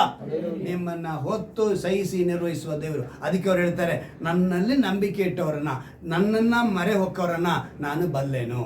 ಯಾವಾಗ? ತಾಯಿಯ ಗರ್ಭದಿಂದಲೇ, ಅವ್ರ ಪಿಂಡವಾಗಿರುವಾಗಲೇ ನನಗೆ ಅವ್ರಿಗೆ ಗೊತ್ತು. ಅಂದರೆ ನಿಮ್ಮನ್ನು ರೂಪಿಸಿದವನು ಅವನು, ನಿಮ್ಮನ್ನು ಡಿಸೈನ್ ಮಾಡಿದವರು ಅವರು. ಆ ಫೋರ್ಡ್ ಕಾರಲ್ಲಿ ಏನು ಪ್ರಾಬ್ಲಮ್ ಇತ್ತು ಅಂತ ಆ ಫೋರ್ಡ್ಗೆ ಹೆಂಗೆ ಗೊತ್ತಾಯ್ತೋ ಹಾಗೆ ನಿಮ್ಮಲ್ಲಿ ಏನು ಪ್ರಾಬ್ಲಮ್ ಇದೆ ಅಂತ ಅವ್ರಿಗೆ ಗೊತ್ತು. ಯಾವಾಗ? ನಂಬಿಕೆ ಇಡೋರಿಗೆ. ಅವ್ರನ್ನ ಮರೆ ಹೊಕ್ಕಬೇಕು. ನೀವು ಬೇರೆ ಯಾರನ್ನು ಮರೆ ಹೊಕ್ಕಬಾರ್ದು, ಅವರನ್ನು ಮಾತ್ರ ಮರೆ ಹೊಕ್ಕಿದ್ರೆ. ಈಗ ಮರೆ ಹೊಕ್ಕೋದು ಅಂದರೆ ಹೇಗೆ ಮರೆ ಹೋಗ್ತೀರಾ ಯೋಚನೆ ಮಾಡಿ. ಈಗ ನಾವು ದೈವಿಕವಾಗಿ ನಾನು ಮರೆ ಹೊಕ್ಕೋದ್ರೆ ಇವಾಗ ಮಂಜನ್ನ ಕಾದ್ಬಿಟ್ಟು ನಾನು ಕೈ ಹಾಕ್ಕೊಂಡ್ರೆ ನಾನು ಇವಾಗ ಅವ್ರ ಜೊತೆ ಮರೆ ಹೊಕ್ಕಿದ್ದೀನಿ ಅಂತ ಅರ್ಥ. ಈಗ ನೀವು ದೇವ್ರ ಮರೆ ಹೋಗ್ಬೇಕು ಅಂದರೆ ಹೆಂಗೆ ಮರೆ ಹೋಗ್ತೀರಾ? ಅದಕ್ಕೆ ಕೆರಡು ವಾಕ್ಯ ಹೇಳ್ತೀವಿ. ಆ ರೀತಿ ಇದ್ದರೆ ನೀವು ದೇವರನ್ನ ಇಟ್ಕೊಂಡಂಗೆ, ದೇವ್ರನ್ನ ಮರೆ ಹೋಗದಂಗೆ. ಏನಂತೇಳಿ ಬರೆಯಲ್ಪಟ್ಟಿದೆ? ಎಫೆಸದವರಿಗೆ ಬರೆದ ಪತ್ರಿಕೆ 5ನೇ ಅಧ್ಯಾಯ 16ನೇ ವಾಕ್ಯ. ಎಫೆಸದವರಿಗೆ ಬರೆದ ಪತ್ರಿಕೆ, ನೀವು ಹೇಗೆ ದೇವರನ್ನ ಅಂಟಿಕೊಂಡಿರ್ತೀರಾ, ದೇವರೊಂದಿಗೆ ವಾಸ ಮಾಡ್ತೀರಾ, ದೇವರನ್ನ ಅಪ್ಪಿಕೊಂಡಿರ್ತೀರಾ ಅನ್ನೋದನ್ನ ಆ ಅಧ್ಯಾಯದಲ್ಲಿ ಬರೆಯಲ್ಪಟ್ಟಿದೆ. ಏನಂತ ಬರೆಯಲ್ಪಟ್ಟಿದೆ? 16ನೇ ವಾಕ್ಯದಲ್ಲಿ ಓದ್ತೀನಿ ಕೇಳಿ. ಈ ದಿನಗಳು ಕೆಟ್ಟವುಗಳಾಗಿವೆ. ಏನಂತೆ? ಈ ದಿನಗಳು ಕೆಟ್ಟವುಗಳಾಗಿವೆ. ಇದನ್ನ ಹೇಗೆ ಅರ್ಥ ತಗೊಳ್ತೀರಾ? ನಮ್ಮಲ್ಲೆಲ್ಲ ಹೇಳ್ತೀವಲ್ಲ, ಮನೆಗೆ ಹೆಣ್ಮಗಳು ಬರ್ತಾಳೆ, ಅಮ್ಮ ಹೇಳ್ತಾರೆ, ಮಂಗಳವಾರದ್ದು ಹೋಗ್ಬಾರ್ದು, ಮಂಗಳವಾರದ್ದು ಹೋಗ್ಬಾರ್ದು, ಶುಕ್ರವಾರದತ್ತು ಹೋಗ್ಬಾರ್ದು ಅಲ್ವಾ? ಹೆಣ್ಮಕ್ಳು ಏನ್ ಮಾಡ್ಬಾರ್ದಂತೆ? ಮಂಗಳವಾರದತ್ತು ಹೋಗ್ಬಾರ್ದು, ಶುಕ್ರವಾರದತ್ತು ಹೋಗ್ಬಾರ್ದು, ಪ್ರಯಾಣ ಬೆಳೆಸಬಾರ್ದು. ಇದಾ ಈ ದಿನನ ದೇವ್ರು ಹೇಳ್ತಾರದು? ದೇವರು 6 ದಿವಸ ಮಾಡಿ ಏನಂತ ಹೇಳಿದ್ರು ಸೃಷ್ಟಿಕ್ರಮದಲ್ಲಿ? ಒಳ್ಳೆಯದೆಂದು ನೋಡಿದನು. ಒಂದೊಂದು ದಿವಸ ಒಂದೊಂದನ್ನು ಉಂಟು ಮಾಡಿಬಿಟ್ಟು ಏನಂತ ಹೇಳಿದ್ರಂತೆ? ಒಳ್ಳೆಯದೆಂದು ನೋಡಿದನು. ಆದ್ರೆ ನಮ್ಮವ್ರು ಇಲ್ಲಿ ಏನ್ ಮಾಡ್ತಿದೀವಿ? ಮಂಗಳವಾರ ನಾವೇನ್ ಮಾಡಬಾರ್ದು? ಕಳಿಸ್ಬಾರ್ದು. ಮಂಗಳವಾರ ನಾವು ಶುಕ್ರವಾರ ಇದೆಲ್ಲ ಏನಕ್ಕೆ ಮತ್ತೆ ಈ ದಿನಗಳು ಕೆಟ್ಟವುಗಳಾಗಿವೆ ಅಂತ ದೇವರು ಬರೆದಿದ್ದಾರೆ ಅಂದ್ರೆ, ಈ ದಿವಸದಲ್ಲಿ, ಈಗಿನ ದಿವಸದಲ್ಲಿ ಸಮಾಜದಲ್ಲಿರುವ ಜನ ಸರಿ ಇಲ್ಲ, ಅವರು ಕೆಟ್ಟವಳಾಗಿದ್ದಾರೆ. ಅದರಿಂದ ಈಗ ನಾವು ಹೆಣ್ಮಗುನ ಆಚೆ ಹೋಗ್ಬೇಕಮ್ಮ, ಹುಷಾರು, ದಿನಗಳು ಸರಿ ಇಲ್ಲಪ್ಪ, ಮಗಳಿಗೆ ಹೇಳ್ತೀವಿ, ಮಕ್ಳಿಗೂ ಹೇಳ್ತೀವಿ, ಗಂಡು ಮಕ್ಳಿಗೂ ಹೇಳ್ತೀವಿ, ಮುಖ್ಯವಾಗಿ ಹೆಣ್ಮಕ್ಳಿಗೆ ಹೇಳ್ತೀವಿ, ಅಮ್ಮ ಹೊರಗೆ ಹೋಗ್ತಿದ್ಯಾ ಹುಷಾರ್. ದಿನ ಏನು ಕೆಟ್ಟೋಗಿಲ್ಲ, ಆದರೆ ದಿನದಲ್ಲಿ ವಾಸ ಮಾಡುವಂಥ ಮನುಷ್ಯ ಕೆಟ್ಟೋಗಿದ್ದಾನೆ. ಮನುಷ್ಯ ಕೆಟ್ಟೋಗಿರೋದ್ರಿಂದ ದೇವ್ರೇನಂತ ಹೇಳ್ತಿದ್ದಾರೆ? ಈ ದಿನಗಳು ಕೆಟ್ಟವುಗಳಾಗಿವೆ. ಅವಾಗ ನಾವು ಅರ್ಥ ಮಾಡ್ಕೊಳ್ಬೇಕು. ಮಂಗಳವಾರ ಕಳಿಸಲ್ಲ, ಶುಕ್ರವಾರ ಕಳಿಸಲ್ಲ, ಅಮಾವಾಸ್ಯೆ ಕಳಿಸಲ್ಲ, ಹುಣ್ಣಿಮೆ ಕಳಿಸಲ್ಲ, ಹೊರಗೆ ಹೋಗಲ್ಲ. ಇನ್ನು ಕೆಲವರು ಇದ್ದಾರೆ, ದೀಪ ಇಟ್ಟಿದ್ದೀವಿ ಏನಂತ, ಲೈಟ್ ಇಟ್ಟಾಯ್ತು, ಲೈಟ್ ಹಾಕಿದ್ದಾಯ್ತು, ಏನು ಕೊಡಲ್ಲ? ಉಪ್ಪು ಕೊಡಲ್ಲ, ಸೂಜಿ ಕೊಡಲ್ಲ. ಈಗ ಕ್ರಿಸ್ತನಲ್ಲಿ ನಂಬಿಕೆ ಇಟ್ಟವರನ್ನ ಗುರುತಿಸೋದು ಹೇಗೆ ಅಂತ ಗೊತ್ತಾಯ್ತಾ? ತನ್ನ ಮರೆ ಹೊಕ್ಕವರನ್ನು, ತನ್ನಲ್ಲಿ ನಂಬಿಕೆ ಇಡೋರನ್ನು ಬಲ್ಲೆನು ಅಂತ ಹೇಳಿದ್ರೆ, ಮಂಗಳವಾರ ನೋಡೋರನ್ನ ಅವ್ರಿಗೆ ಗೊತ್ತಿಲ್ಲ, ಶುಕ್ರವಾರ ನೋಡಿದ್ರು ಅವ್ರಿಗೆ ಗೊತ್ತಿಲ್ಲ, ಅಂಥವ್ರನ್ನೆಲ್ಲ ನನ್ನವರು ಅಂತ ಹೇಳಲ್ಲ ದೇವರು. ಇವತ್ತಿಗೂ ಕ್ರೈಸ್ತರಲ್ಲೇ ಇದೆ, ಕ್ರೈಸ್ತರಲ್ಲೇ ದೇವ್ರ ಮಕ್ಕಳು ಅಂತ ಹೇಳ್ಕೊಂಡು, ವಿಶ್ವಾಸಿಗಳು ಹೇಳ್ಕೊಂಡು ಇನ್ನೂ ಈ ಸಂಪ್ರದಾಯಗಳನ್ನ ಬಿಟ್ಟು ಹೊರಗೆ ಬಂದಿಲ್ಲ. ಸಂಜೆ ಆಯ್ತು, ಏನಿದೆ ಮಾಂಸ ಎತ್ಕೊಂಡು ಹೋಗ್ತಾರ? ಮಾಂಸನ ಇಲ್ಲಿಂದ ಒಂದು ಮನೆಯಿಂದ ಒಂದು ಮನೆಗೆ ಶಿಫ್ಟ್ ಮಾಡಲ್ಲ. ರಾತ್ರಿ ಅಂತೂ ಸಂಜೆ ಬಿಟ್ಟಾಕಿ, ರಾತ್ರಿನೂ ಕಳಲ್ಲ, ಸಂಜೆನೂ ಕಳಿಸಲ್ಲ, ಮಧ್ಯಾಹ್ನನೂ ಕಳಿಸಲ್ಲ. ಹಂಗೆ ಒಂದು ವೇಳೆ ಮಧ್ಯಾಹ್ನದ ಹೊತ್ತು ಕಳಿಸಿದ್ರೆ ಒಂದು ಕಾರ್ಯ ಮಾಡ್ತಾರೆ. ಇಜ್ಜಿಲು ಒಂದು ಮೆಣಸಿನಕಾಯಿ ಹಾಕಿ ಏನು ಮಾಡ್ತಾರಂತೆ ತಗೊಂಡು, ಆದರೆ ಹೊಟ್ಟೆ ಒಳಗಿರೋ ಮಾಂಸ ಏನಾಯ್ತು? ಅದು ತಿಂದಿದ್ದು ಅಲ್ಲೇ ಬಿಟ್ಬಿಟ್ರ ನಿಮ್ಮ ತಾಯಿ ಮನೆಗೆ? ಇಲ್ಲ ತಾನೆ. ಹೊಟ್ಟೆ ಒಳಗೆ ಮಾಂಸ ಇದ್ದಿದ್ದು ಹಂಗೆ ಇಮ್ಮಿಡಿಯೇಟ್ ಕರಗಿ ಹಂಗೆ ಆಚೆ ಹೊಟ್ಟೋಯ್ತಾ? ಇಲ್ವಲ್ಲ. ಮಧ್ಯಾಹ್ನ ತಿಂದಿದ್ದು ಮಧ್ಯಾಹ್ನ ಹೊಟ್ಟೆ ಒಳಗೇನೆ ತಾನೇ ಇದೆ. ಆದರೆ ಡಬ್ಬಿನಲ್ಲಿ ಎತ್ಕೊಂಡು ಹೋಗ್ಬೇಕಿರೆ ಶಾಸ್ತ್ರ. ಆವಾಗ ನೀನು ಅವ್ರನ್ನ ಮರೆ ಹೋಗಿಲ್ಲ. ಲೈಟ್ ಹಾಕಿದ್ದೀನಿ ಅಂತ ಹೇಳೋದು, ದೀಪ ಹಚ್ಚಿದ್ದೀನಿ ಅಂತ ಹೇಳೋದು, ಇವೆಲ್ಲವೂ ಕೂಡ ನೋಡಿ. ಒಂದು ಮಾತ್ರ ನಾವು ಜನ ಗಮನ ಇಟ್ಕೋಬೇಕು, ದೇವರು ಕೆಟ್ಟ ದಿನಗಳು ಅಂತ ಹೇಳಿದ್ದು ಮನುಷ್ಯರನ್ನು ನೋಡಿ. ಮನುಷ್ಯರು ಕೆಟ್ಟವರಾಗಿದ್ದಾರೆ, ಹುಷಾರ್, ಕೇರ್ಫುಲ್ ಆಗಿರು. ಇವತ್ತು ಗುಡ್ ಮಾರ್ನಿಂಗ್ ಹೇಳಿದ್ಯಾ, ಮತ್ತೆ ನೀನು ನಾಳೆ ಏನು ಮಾಡಬೇಕು? ಗುಡ್ ಮಾರ್ನಿಂಗ್ ಹೇಳಬೇಕು. ಅದಕ್ಕೆ ದೇವರು ಏನು ಮಾಡ್ತಾರೆ? ಈಗ ನೀವು ಯಾವಾಗ ಸತ್ಯವೇದ ವಾಕ್ಯಗಳಿಂದ ನೀವು ಇದನ್ನು ಹೇಗೆ ಹೇಳಬೇಕು ಅಂತ ಹೇಳಿದ್ರೆ, ಒಂಥರ ಚಾರ್ಜಿಂಗ್ ಇದ್ದಂಗೆ. ಏನಿದ್ದಂಗೆ? ಚಾರ್ಜ್. ನಿಮ್ಮ ಶರೀರಕ್ಕೆ, ಆತ್ಮಕ್ಕೆ ಇದೊಂದು ಚಾರ್ಜ್, ದೇವರ ವಾಕ್ಯ. ಒಂದು ದಿನ ಚಾರ್ಜಿಂಗ್ ಇಲ್ಲಾಂದರೆ ಮೊಬೈಲ್ ಏನಾಗುತ್ತೆ? Switch off. ಒಂದು ದಿವಸ ಅದೇ ನಿಮ್ಮದು ಕತೆ ಆಗುತ್ತೆ. ಒಂದು ದಿವಸ ದೇವರು ಏನು ಮಾಡ್ತಾರೆ? ಸ್ವಿಚ್ ಆಫ್ ಮಾಡಿಬಿಡ್ತಾರೆ. ಕಾರಣ ನಾವು ಚಾರ್ಜಿಂಗಲ್ಲಿ ಇರಬೇಕು. ನಾವು ಚಾರ್ಜಿಂಗಲ್ಲಿದ್ದರೆ ದೇವರು. ಈಗ ಇನ್ನೂ ಒಂದು ನಿಮಗೆ ಅರ್ಥ ಆಗೋ ರೀತಿಯಲ್ಲಿ ಹೇಳ್ತೀನಿ. ಒಂದು ಮೆಡಿಸಿನ್ ತೊಗೊತೀರ, ಅದರಲ್ಲಿ ಮ್ಯಾನುಫ್ಯಾಕ್ಚರಿಂಗ್ ಡೇಟು, ಎಕ್ಸ್ಪೈರಿ ಡೇಟ್ ಎರಡು ಹಾಕಿರ್ತಾನ ಹಾಕಿರಲ್ವ? ಇವಾಗ ಮೆಡಿಸಿನ್ ತಯಾರಿ ಮಾಡಿ ಅದು ಮಾರ್ಕೆಟಿಗೆ ಬಂದು ಆಮೇಲೆ ಮತ್ತೆ ತಗೊಂಡೋಗಿ ಎಕ್ಸ್ಪೈರಿ ಡೇಟ್ ಹಾಕ್ತಾರ? ಇಲ್ವಲ್ಲ. ಇವಾಗ ಎಕ್ಸ್ಪೈರಿ ಡೇಟ್ ಏನಾಗಿದೆ, ಮೊದಲೇ ಫಿಕ್ಸ್ ಆಗ್ತಾ ಇದೆ. ಯಾವುದಕ್ಕೆ? ಮೆಡಿಸಿನ್ಗೆ. ಇವಾಗ ನಾವು 139ನೇ ಕೀರ್ತನೆಯಲ್ಲಿ ತೆಗೆದುಕೊಳ್ಳಿ ಅದನ್ನು, ಮತ್ತೆ ಇನ್ನೊಂದು ನೆನಪು ತರ್ತೀನಿ. ಅದರಲ್ಲಿ 139ನೇ ಕೀರ್ತನೆ 16ನೇ ವಾಕ್ಯದಲ್ಲಿ ಅಲ್ಲಿ ನಿನ್ನ ಆಯುಷ್ಕಾಲದ ಪ್ರಥಮ ದಿನವು ಅಂತೇಳಿ ಬರೆಯಲ್ಪಟ್ಟಿದೆ. ಏನಂತೆ? ಆಯುಷ್ಕಾಲದ ಪ್ರಥಮ ದಿನವು ಪ್ರಾರಂಭವಾಗುವ ಮೊದಲೇ ಎಲ್ಲ ದಿನಗಳು ಪುಸ್ತಕದಲ್ಲಿ ಬರೆಯಲ್ಪಟ್ಟಿವೆ. ಮೇಲೆ ಏನು ಹೇಳಿದ್ರು? ತಾಯಿಯ ಗರ್ಭದಲ್ಲಿ ನನ್ನನ್ನು ರೂಪಿಸಿದವನು ನೀನಲ್ಲವೋ. ಇನ್ನು ಕೇವಲ ಪಿಂಡವಾಗಿರುವಾಗ ಬರ್ತ್ಡೇ ಮಾಡ್ತೀವಿ, ನಾವೆಲ್ಲ ಮಾಡ್ತೀವಿ ತಾನೆ? ಯಾವಾಗ? ಮಗು ಹುಟ್ಟಿದ ದಿವಸ. ಆ್ಯಕ್ಚುಲಾಗಿ ಡಾಕ್ಟ್ರ್ ಏನು ಹೇಳ್ತಾರೆ ಗೊತ್ತಾ? ಡೆಲಿವರಿ ಡೇಟ್ ಅಂತ ಹೇಳ್ತಾರೆ. ಏನಂತ ಹೇಳ್ತಾರೆ? ಯಾಕೆ ಡಾಕ್ಟ್ರು ಕೂಡ ಬರ್ತ್ ಡೇಟ್ ಅಂತ ಹೇಳ್ತಾನೆ ಹೇಳಬೇಕು? ಅಂದರೆ ನಾವು ನಮ್ಮನ್ನೇ ನಾವು ಮೋಸ ಮಾಡ್ಕೊಳ್ತಾ ಇದ್ದೀವಿ. ನಮಗೆ ಗೊತ್ತಿರಬೇಕು ನಾವು ಬರ್ತು ಯಾವಾಗ ಆಯಿತು ಅಂತ ಹೇಳಿದ್ರೆ, ತಾಯಿಯ ಹೊಟ್ಟೆ ಒಳಗೆ ನೀನು ಪಿಂಡ ಆದ ನೋಡೋ ಅವತ್ತೇ ನೀನು ಬರ್ತ್ಡೇ. ಆದರೆ ನಿನಗೂ ನನಗೂ ಅದು ಗೊತ್ತಿಲ್ಲ. ಯೋಬನ್ ಹೇಳ್ತಾನೆ, ಮರಣ ದಿನವೂ ಮತ್ತೆ ಹುಟ್ಟಿದ ದಿನವೂ ರಹಸ್ಯ ಅಂತ ಹೇಳ್ತಾನೆ. ಒಂದು ತಾಯಿಯ ಗರ್ಭದಲ್ಲಿ ಒಂದು ಮಗು ಅದು ಉಂಟಾಗೋದು, ಆ ದಿನ, ಆ ಗಳಿಗೆ, ಅದು ರಹಸ್ಯ ದೇವರಿಗೆ. ಡಾಕ್ಟ್ರು ಕೂಡ ಕಂಡುಹಿಡಿಯೋಕ್ಕಾಗಲ್ಲ. ಎಷ್ಟು ದಿವಸ ಆಯಿತು, ಏನಾಯಿತು ಅಂತೇಳಿ ಪೂರ್ತಿ ವಿಚಾರಿಸಿ ಅವನು ಅನೇಕ ಟೆಸ್ಟ್ಗಳು ಮಾಡಿ ಹೇಳ್ತಾನೆ. ಆದರೆ ದೇವರಿಗೆ ಆ ರಿಸಲ್ಟು ಗೊತ್ತು. ಇವತ್ತು ನೀನು ತಾಯಿಯ ಗರ್ಭದಲ್ಲಿ ಇರುವಾಗಲೇ ನಿನ್ನ ಬರ್ತ್ ಡೇಟ್ ಆಗೋಯ್ತು. ನೀನು ಆಚೆ ಬಂದಿದ್ದು ಡೆಲಿವರಿ ಡೇಟ್. ಆದರೆ ನಾವೆಲ್ಲ ಡೆಲಿವರಿ ಡೇಟ್ನ ಏನು ಮಾಡ್ತೀವಿ? ಬರ್ತ್ಡೇ ಮಾಡ್ತೀವಿ. ಬರ್ತ್ಡೇ ಯಾವತ್ತಾಯಿತು? ತಾಯಿ ಹೊಟ್ಟದಲ್ಲಿ ಇದ್ದಾಗಲೇ ನಿನ್ನ ಬರ್ತ್ಡೇ. ಅಂದರೆ ಇವತ್ತು ನಾವು ತಿಳ್ಕೊಳ್ಬೇಕು, ನೀನು ಅಲ್ಲಿ ಪಿಂಡವಾಗಿದ್ದಾಗಲೇ ನಿಮ್ಗೆ ಎಕ್ಸ್ಪೈರಿ ಡೇಟ್ ಬರ್ತಾಯಿರ್ತೈತೆ. ಅದನ್ನೇ ಇಲ್ಲಿ ವಾಕ್ಯದಲ್ಲಿ ಬರೀತಾರೆ, ಅದರ ಎಲ್ಲ ದಿನಗಳು ನಿನ್ನ ಪುಸ್ತಕದಲ್ಲಿ ಬರೆಯಲ್ಪಟ್ಟಿವೆ. ಅಲ್ಲೇಲೂಯಾ.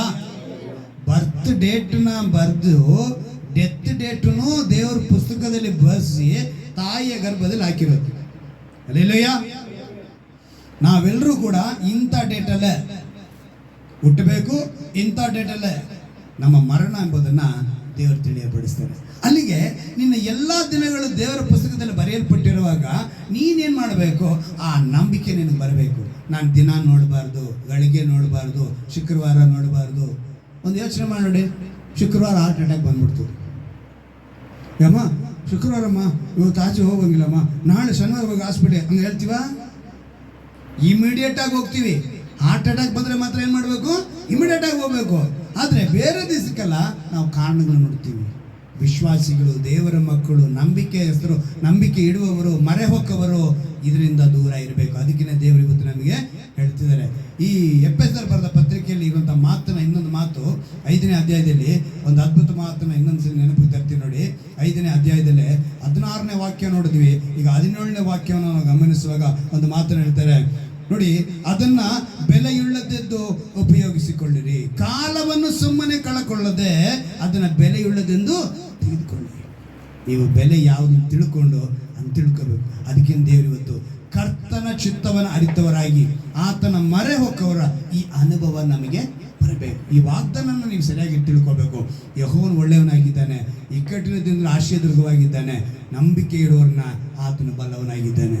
ಆತನಲ್ಲಿ ನಂಬಿಕೆ ಇಡೋರು ಎಂಥವ್ರು ಅಂತ ಹೇಳಿದ್ರೆ ಎಲ್ಲ ದಿನ ಒಳ್ಳೆಯದೇ, ಎಲ್ಲವೂ ಒಳ್ಳೆಯದೇ, ಎಲ್ಲವೂ ದೇವರ ಚಿತ್ತ ಅಂತ ಯಾರು ಒಪ್ಪಿಸ್ಕೊಡ್ತಾರೋ ಅವರನ್ನೇ ನಂಬಿಕೆ ಇಡುವವರು ಅಂಥೇಳಿ ದೇವರು ಹೇಳ್ತಾರೆ. ಸೊ ಈ ಅನುಭವ ಕೊಡಿ ಅಂತೇಳಿ ನಾವೆಲ್ಲ ಮೊಣಕಾಲು ಹಾಕಿ ನಾವು ಪ್ರಾರ್ಥನೆ ಮಾಡೋಣವಾ?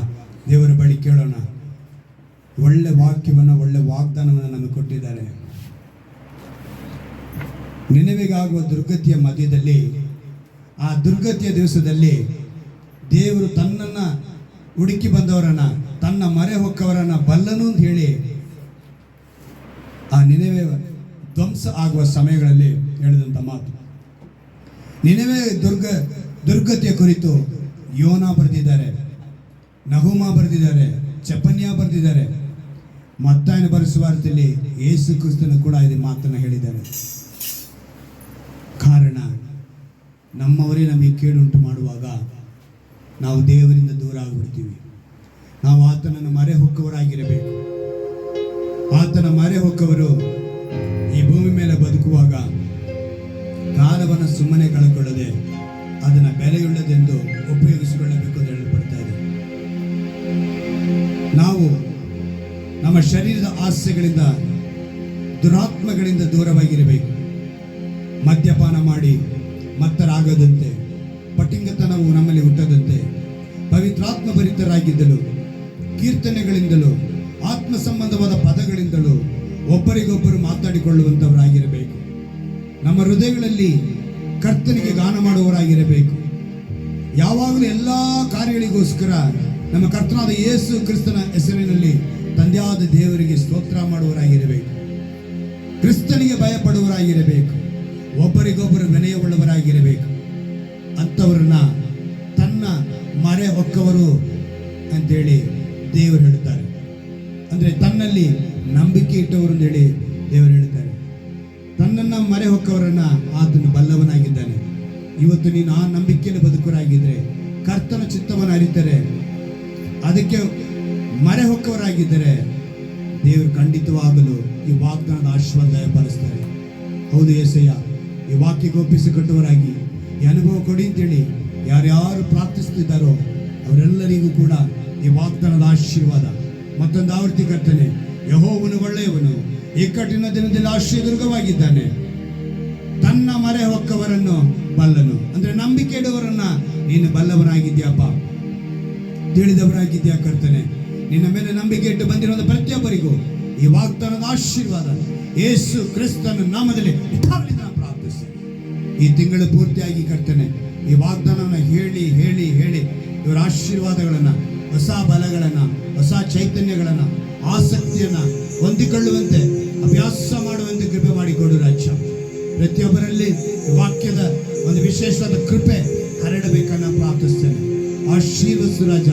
ಈ ತಿಂಗಳು ಪೂರ್ತಿಯಾಗಿ ಒಂದು ವೇಳೆ ಯಾರಾದರೂ ಕರ್ತನೆ ಈ ತಿಂಗಳಲ್ಲಿ ಹುಟ್ಟಿದ ದಿವಸಗಳನ್ನು ಆಚರಿಸುವರಾಗಿದ್ದರೆ, ಮದುವೆ ದಿವಸಗಳನ್ನು ನೆನೆಸುವರಾಗಿದ್ದರೆ, ಒಂದು ಶುಭ ಕಾರ್ಯ ಮಾಡಬೇಕೆಂದು ನೆನೆಸಿಕೊಂಡಿದ್ದರೆ, ಎಲ್ಲದರಲ್ಲೂ ಕೂಡ ಕರ್ತನೆ ನೀನು ಅವರಿಗೆ ಆಶೀರ್ವಾದವಾಗಿದ್ದು ನೀನು ಅವರನ್ನು ಬಲ್ಲವನಾಗಿರುವುದಿಲ್ಲ ಅವರನ್ನು ಆಶೀರ್ವಿಸಬೇಕನ್ನ ಪ್ರಾರ್ಥಿಸ್ತೇನೆ. ಯಾಕೆಂದ್ರೆ ನೀನು ಒಳ್ಳೆಯವನಾಗಿದ್ಯಪ್ಪ. ಈ ತಿಂಗಳು ಪೂರ್ತಿಯಾಗಿ ನಿನ್ನ ಮಕ್ಕಳ ಭವಿಷ್ಯದಲ್ಲಿ, ನಿನ್ನ ಮಕ್ಕಳ ಜೀವಿತದಲ್ಲಿ ಅದ್ಭುತಗಳು ನಡೆಯಲಿ ರಾಜ.